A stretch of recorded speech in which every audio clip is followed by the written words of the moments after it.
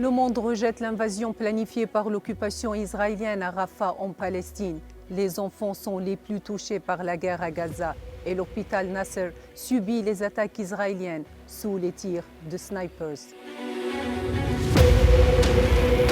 Les politiciens et les religieux du monde entier ont unanimement condamné l'invasion israélienne prévue à Rafah et déclarée par le Premier ministre israélien, qui a ignoré tous les avertissements sur la catastrophe humanitaire.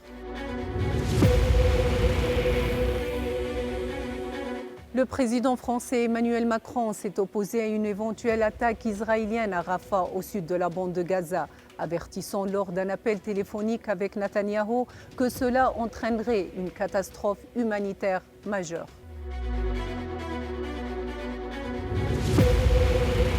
La position des religieux n'était pas différente de celle des hommes politiques et des chefs d'État lorsque le plus haut rabbin britannique a annoncé son opposition à l'attaque israélienne prévue sur la ville de Rafah, portant un coup dur à ce que l'occupation fait circuler sur le fait que les Juifs sont unis dans leur désir de poursuivre la guerre contre Gaza.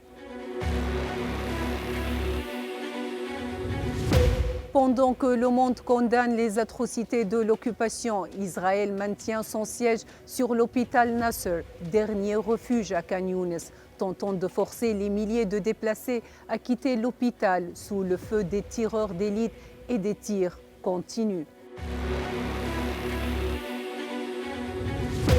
Les enfants, espoir de l'avenir, sont les plus touchés par la guerre à Gaza. Plus de 1,2 million d'entre eux souffrant de traumatismes psychologiques dus à l'agression israélienne violente sur le secteur.